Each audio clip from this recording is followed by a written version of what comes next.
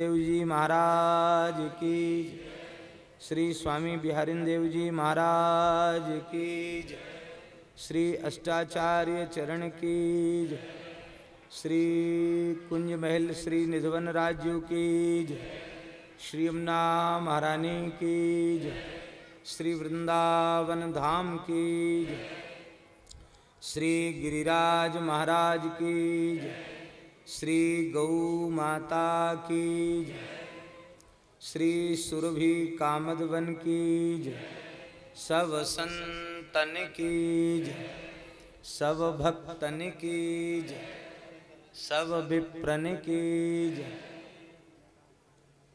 सपरिकर श्रीमद् भागवत महापुराण की, श्री वेदव्यास भगवान की, श्री सुखदेव जी महाराज की, श्री परीक्षित जी महाराज की, श्री सूत सौनकादि ऋषि की, सब संतन की, श्री सद्गुरुदेव भगवान की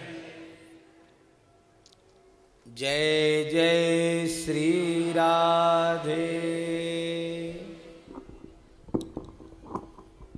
हरिशरणम।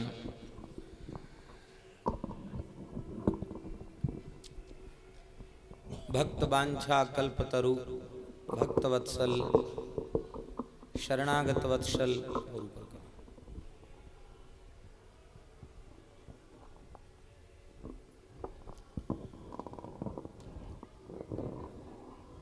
श्री निधनराज बिहारिणी बिहारी जी की महती कृपा करुणा से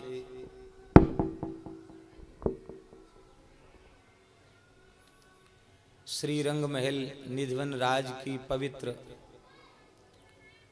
कुंज में, यहाँ की पवित्र रज में,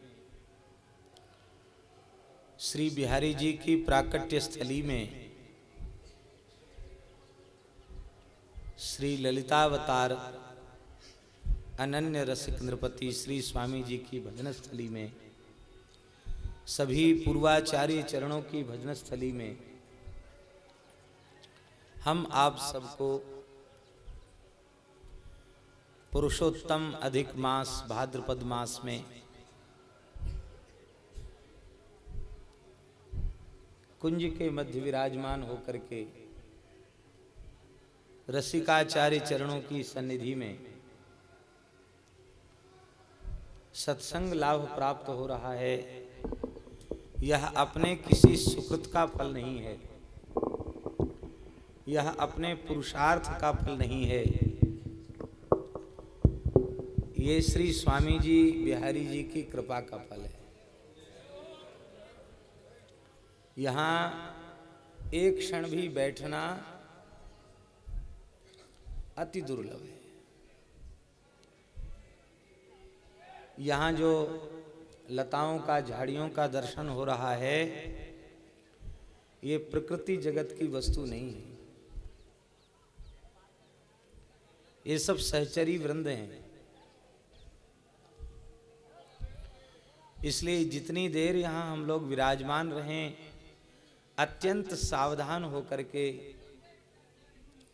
हमारे यहाँ वृंदावन में तो उपासना ही लताओं की है, कुंजों की उपासना है, तो हमारे शरीर से कोई चोट न लग जाए इन्हें,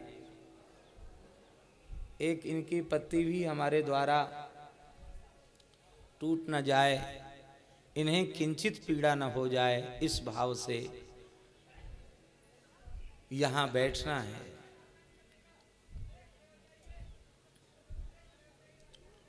अपने साधन से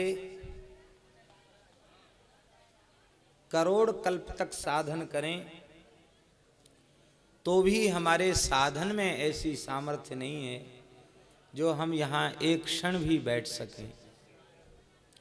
यह केवल आचार्य चरणों का अनुग्रह है। मास भी अत्यंत पवित्र पुरुषोत्तम मास। वैष्णवों में पुरुषोत्तम मास में श्री ठाकुर जी के वर्ष भर के उत्सव मनाए जाते हैं। अधिक मास जब आता है यह वल्लभ कुल में तो ये परंपरा बहुत अधिक प्रसिद्ध है। हम समझते हैं कि श्री राधा वल्लभ लाल जी में भी संभवतः वर्ष भर के उत्सव इस एक महीने में मनाए जाते हैं। ऐसा भारतवर्ष के अनेक क्षेत्रों में यह प्रसिद्ध है, क्योंकि यह मास श्री ठाकुर जी का मास है। श्री कृष्ण ही पुरुषोत्तम है, उन्हीं का मास है, इसलिए वर्ष भर के सभी उत्सव आ जाते हैं। इस वर्ष भर के उत्सव के क्रम में भी आज भाद्र शुक्ल अष्टमी है, श्री राधाष्टमी। बाबा ये पुरुषोत्तम मास की राधाष्टमी है, और श्री टटिया स्थान में तो आज ही राधाष्टमी का महोत्सव मनाया जा रहा है। और राधाष्टमी का तात्पर्य है श्री स्वामी जी के प्राकट्य की तिथि। तो कितना सौभाग्य है कि श्री स्वामी हरिदास जी के प्राकट्य की तिथि पर उन्हीं की नित्य सिद्ध रसस्थली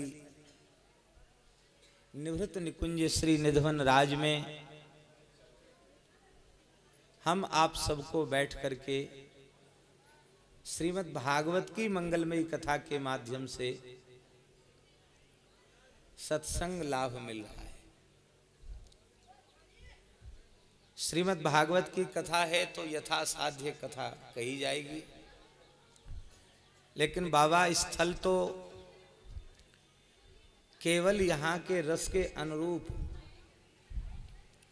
श्री बिहारिणी बिहारी जी की रसमयी लीलाओं का चिंतन अनुसंधान किया जाए, अष्टाचार्यों की वाणी का पाठ किया जाए एकांत कुंज में बैठ करके, स्थल तो बस यही है। स्थल की प्रेरणा तो इतनी ही है। हम यहाँ बैठकर कुछ कहने योग्य नहीं, क्योंकि न तो वैसा अंतःकरण है, ना ही वैसा भाव है, ना ही वैसी पात्रता है, किंतु श्री स्वामी जी की कृपा पर पूर्ण विश्वास है। श्री स्वामी जी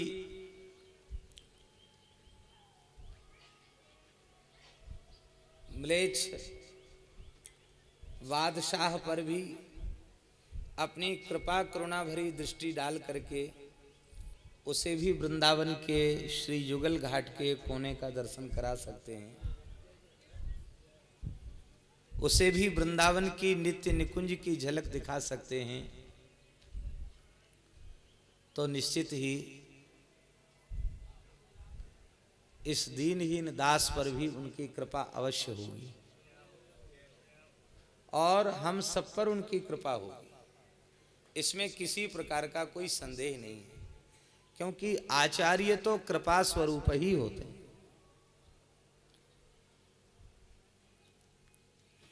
यह सिद्धांत अत्यंत प्रसिद्ध है कि श्री ठाकुर जी साधन साध्य नहीं है, कृपा साध्य। इसका तात्पर्य यह नहीं है कि हमें साधन से निरपेक्ष हो जाना, साधन करना है, साधन को देख करके ही कृपा होगी, किंतु दास का निवेदन ये है, भले ही यह अत्यंत प्रसिद्ध हो कि श्री ठाकुर जी साधन साध्य नहीं कृपा साध्य हैं, पर वह कृपा कब होती है और कैसे होती है, यदि इस संबंध में विचार किया जाए तो वेद पुराण इतिहास से लेकर के श्री भक्तमाल रसिकाचार्यों के जीवन चरित्र, संतों की वाणियां, यहाँ तक अनुशीलन करने से एक ही बात पता चलती है, जिस जिस भाग्यशाली जीव पर श्री ठाकुर जी का अनुग्रह हुआ है कृपा भई है और कृपा से श्री ठाकुर जी प्राप्त भय हैं, उसके मूल में भी श्री आचार्य कृपा है। ऐसा एक भी उदाहरण बताइए जहां आचार्य कृपा के बिना श्री बिहारिणी बिहारी जी की कृपा हो गई। संत सदगुरु आचार्य न होते तो श्री वृंदावन कहाँ है हमें पता चलता। श्री वृंदावन की क्या महिमा है हमें पता चलता। श्री वृंदावन का स्वरूप क्या है हमें पता चलता। श्री बिहारिणी बिहारी जी का स्वरूप क्या है हमें पता चलता। सबके मूल में आचार्य अनुग्रह है, आचार्य कृपा है। हम लोग आचार्य चरणों की कृपा प्राप्त करने के लिए ही यहां बैठे। श्री स्वामी जी के चरणों में अपना संपूर्ण समर्पण करते हुए हमारी तो प्रार्थना यही है कि हम इस योग्य नहीं हैं कि हम यहाँ बैठकर एक शब्द भी कह सकें। हे श्री स्वामी जी, हे श्री बिहारिणी बिहारी जी, हे समस्त रसिकाचार्य पूर्वाचार्य चरण, आप इस शरीर को यंत्र बनाकर स्वयं यंत्री बन करके जो कुछ निरूपण करवाना चाहें आप अपनी कृपा करुणा से निरूपण करवा लें।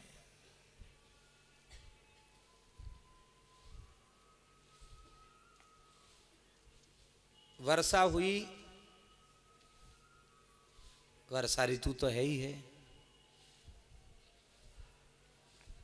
पर हम यह अनुभव करें कि यहाँ इस दिव्य रसमय आयोजन के पूर्व यहाँ की कुंज निकुंज और स्वामी जी इतने प्रसन्न भये कि संपूर्ण रात रस की झड़ी लगी रही, रस बरसता रहा।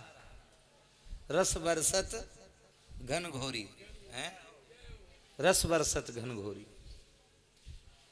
तो घनघोर रस बरसता रहा। अब श्री स्वामी जी के चरणों में प्रार्थना है ऐसा ही रस बरसता रहे। यह कथा हम लोगों के जीवन की ऐसी अविस्मरणीय कथा बन जाए कि इस कथा के श्रवण मात्र से, लीला के चिंतन मात्र से हम लोगों को इसी शरीर से इसी जीवन में श्री बिहारी जी के सेवा में, उनकी नित्य लीला में प्रवेश प्राप्त हो जाए। बस इसी में सार्थकता है यहाँ बैठने की। आपकी आप जाने हमारा जीवन तो धन्य हो गया यहाँ बैठ करके। सबसे बड़ा चित्त में लोभ यही था कि यहाँ थोड़ी देर बैठने के लिए मिल जाएगा। निमित्त भगवान अनेक प्रेमियों को बनाते हैं, लेकिन मूल में श्री स्वामी जी की इच्छा, श्री बिहारी जी की इच्छा। बाबा स्वामी जी और बिहारी जी की इच्छा के बिना यहाँ क्या बैठ सकते हैं? यहाँ नहीं बैठ सकते। श्रीमद् भागवत की कथा के श्रवण का फल भी श्री नित्य लीला में प्रवेश है। जिन स्वामी जी की साधना स्थली में हम लोग श्री कुंज महल निधिवन राज में विराजमान हैं,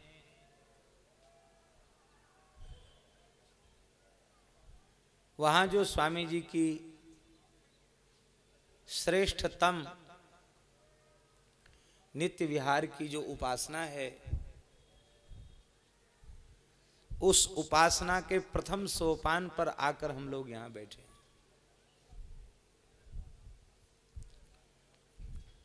ये उपासना का प्रथम सोपान है। श्री भगवत रसिक जी महाराज स्मरण कर रहे हैं स्वामी जी की उपासना के 7 सोपान है। यही है ना बाबा। पूज्य बाबा श्री अलवेली शरण जी महाराज विराजमान हैं। ये प्रेरणा देते रहेंगे, जहाँ कहीं हमको सहारा देते रहेंगे, कृपा करते रहेंगे।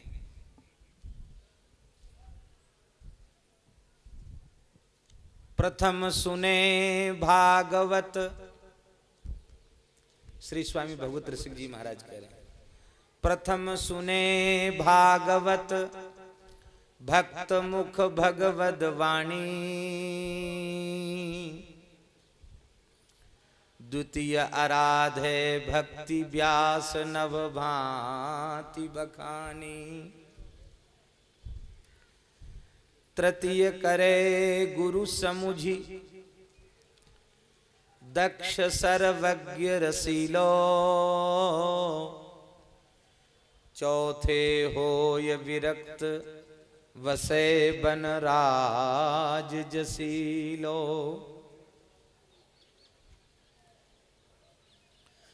पांचे भूले देहि सुध,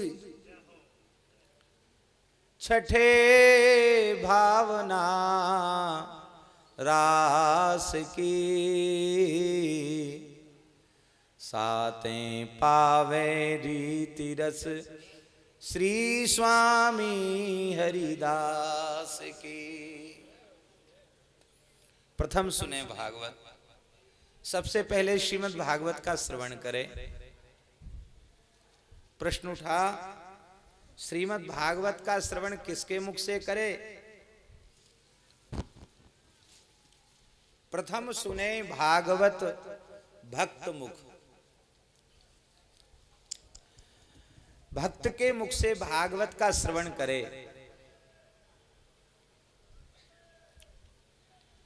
भक्त किसको कहते हैं? श्री बिहारिणी बिहारी जी के युगल चरण कमल अविचल भाव से जिसके हृदय में विराजमान हो उसे भक्त कहते हैं। जिसके हृदय में संसार प्रविष्ट है, विषय प्रविष्ट हैं, वो बाहर से चाहे जैसा वेश बना ले, वह भक्त श्रेष्ठ भक्त नहीं माना जाएगा। वेश के कारण वेशधारी तो मान लिया जाएगा, पर भक्त नहीं माना जाएगा।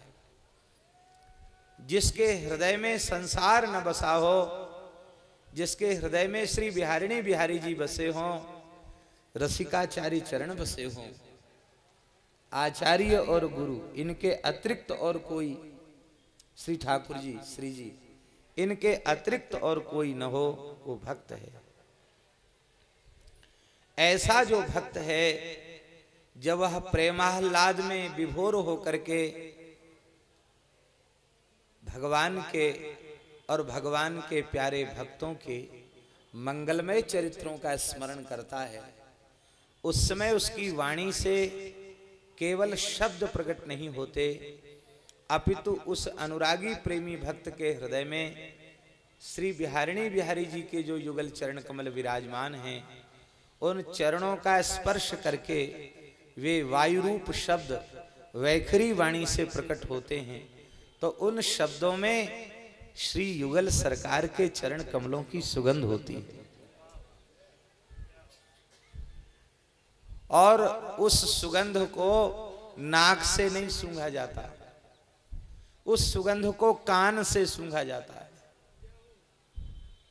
अर्थात भक्त की वाणी से निश्चित कथा कान से सुनी जाती है, पहले अनुभव नहीं होता, क्योंकि हृदय में वासना का विषय का दुर्गंध भरा हुआ है।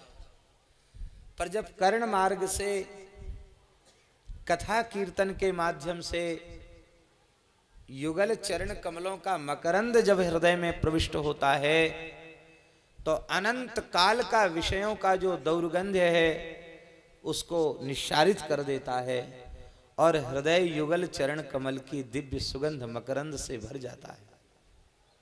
फिर उसे अनुभव होता है। इसीलिए प्रथम सुने भागवत भक्त मुख।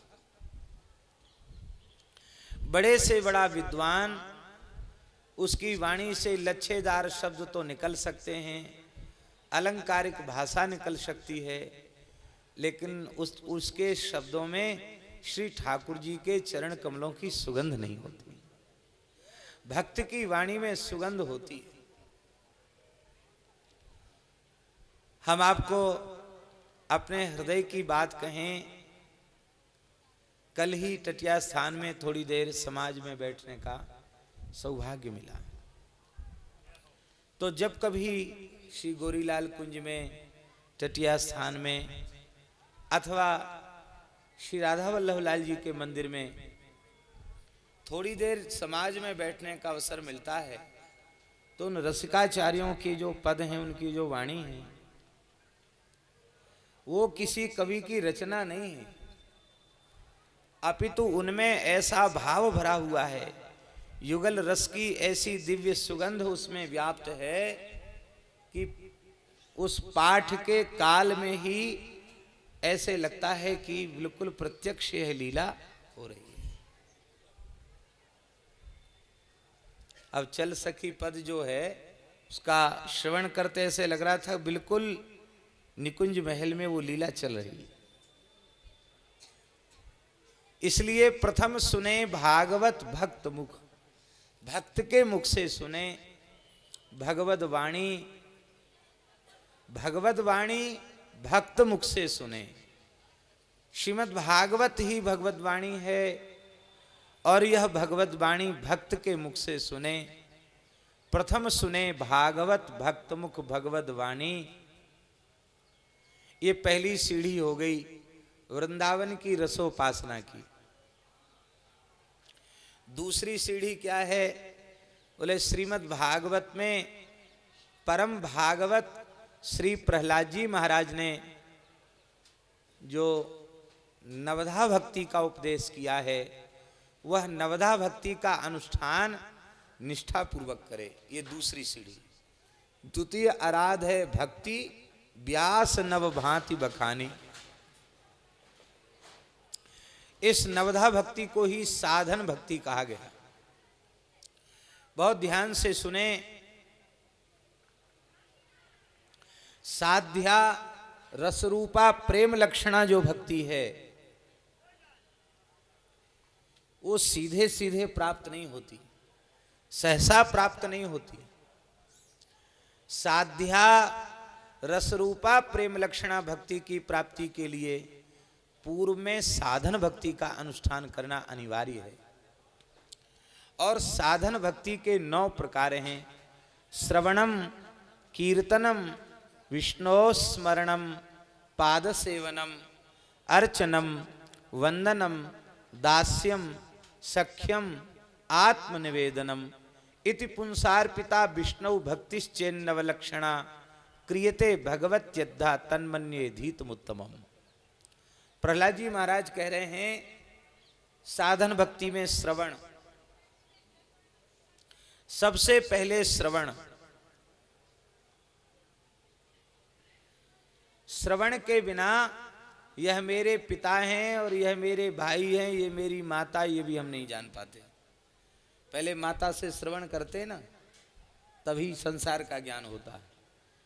निवेदन हमारा ये है कि जगत के पदार्थों का ज्ञान जब बिना श्रवण के नहीं होता, लौकिक विद्या का ज्ञान भी जब बिना श्रवण के नहीं होता, तो श्री ठाकुर जी का अपरोक्ष ज्ञान, भगवत संबंधी ज्ञान क्या बिना श्रवण के संभव है? बिना श्रवण के संभव नहीं है। भले ही हमें श्री वृंदावन के संबंध में, श्री ठाकुर जी श्री जी के संबंध में, संतों के संबंध में मौखिक ज्ञान ही हुआ हो, लेकिन प्रश्न ये है कि वो मौखिक ज्ञान भी कैसे हुआ? उस मौखिक ज्ञान के मूल में क्या है? तो मौखिक ज्ञान के मूल में भी है श्रवण। यह ज्ञान भी बिना श्रवण के नहीं हुआ। इस ज्ञान को कहेंगे शास्त्रीय भाषा में परोक्ष ज्ञान। परोक्ष ज्ञान। लेकिन एक बात है कि श्री ठाकुर जी के संबंध में परोक्ष ज्ञान होना यह भी कम सौभाग्य का विषय नहीं। और जब एक बार परोक्ष का ज्ञान हुआ है तो वह दिन दूर नहीं है जब अपरोक्ष ज्ञान भी हो जाएगा। आज हमें मौखिक जानकारी हुई है, ऐसे ही साधन में लगे रहेंगे, आचार्यों की चरण रज मस्तक पर चढ़ाते रहेंगे, रसिक जनों का आश्रय बना रहेगा तो वह प्रत्यक्ष भी हो जाएगा। इसलिए पहले श्रवण है, सबसे पहले श्रवण है। श्रवण के बाद कीर्तन है, श्रवण के बाद कीर्तन। कीर्तन शब्द का अर्थ है उच्चैर भाषा तु कीर्तनम, प्रेम में विह्वल होकर के उन्मुक्त कंठ से भगवान के नाम रूप लीला की चर्चा, नाम रूप लीला का गायन, इसको कीर्तन कहते हैं। इसका तात्पर्य है रसिक जी महाराज, श्रवण की सफलता कीर्तन में है। हमने यहां घंटे 2 घंटे 4 घंटे बैठ करके सुना और जैसे ही यहां से उठ करके गए तो फिर संसार की बात करने लग गए तो हमारा श्रवण सफल नहीं माना जाएगा। हम ऐसे श्रवण करें कि हमारे हृदय में श्री ठाकुर जी की नाम रूप लीला ऐसी भर जाए। यहाँ से जब हम उठें और जब किसी भी प्रकरण में हम मुखरित हों तो किसी न किसी प्रसंग में भगवत भागवत चर्चा ही हमारी वाणी से प्रकट हो। श्रवण के बाद कीर्तन, और जब कीर्तन होने लग जाता है जिसकी हम बार बार चर्चा करते हैं, वो सहज हमें याद आने लग जाता है, उसकी स्मृति होने लग जाती है। उसी स्मृति को कहा गया स्मरण।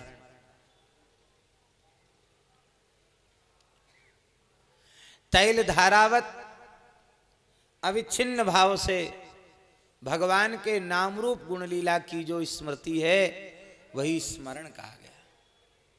ये स्मरण है। तो पहले श्रवण भक्ति, श्रवण के बाद कीर्तन भक्ति, और कीर्तन का फल स्मरण, और स्मरण करते करते करते करते इतनी तदाकार वृत्ति हो गई कि अब ठाकुर जी दूर नहीं रहे, हम ठाकुर जी से दूर नहीं रहे और ठाकुर जी हमसे दूर नहीं रहे। वैसे भी सबसे अधिक निकट हमारे ये ही हैं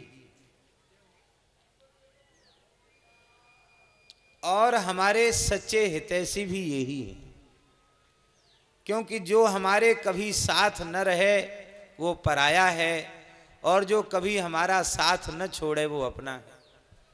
श्री ठाकुर जी ने कभी हमारा साथ छोड़ा और कभी साथ छोड़ेंगे? अंतर्यामी रूप से जीव के साथ सदा रहते हैं। वह स्वर्ग जाए चाहे नरक जाए चाहे किसी योनि में चला जाए, श्री ठाकुर जी अंतर्यामी रूप से सदा उसके साथ रहते हैं। तो श्री बिहारी जी हमारे सबसे ज्यादा निकट हैं, पर उनकी निकटता का अनुभव हमें नहीं हो रहा है। तो जब श्रवण होगा और श्रवण के बाद कीर्तन होगा और कीर्तन के बाद जब स्मरण होगा और स्मरण करते करते जब तादात्म्य भाव आवेगा तो फिर श्री ठाकुर जी सामने खड़े दिखाई पड़ेंगे। तो उसके बाद है पाद सेवन। आप हमारे निकट न हो तो पाद सेवन संभव है क्या? पाद सेवन में अपने प्रेमास्पद का अंग संग चाहिए, उनके श्री अंग की सन्निधि चाहिए, उनकी अत्यंत निकटता चाहिए। तो स्मरण करते करते और ऐसी अनुभूति हो जाती है कि श्री ठाकुर जी हमारे अतिशय निकट हैं, फिर भाव में स्थित होकर के युगल के चरण का संभाल। तो श्रवणम कीर्तनम विष्णु स्मरणम पाद सेवनम, और पाद सेवन के बाद अर्चन। अर्चन को ही कहते हैं अष्टयाम सेवा। अर्चन माने बाबा अष्टयाम सेवा अर्चन का ही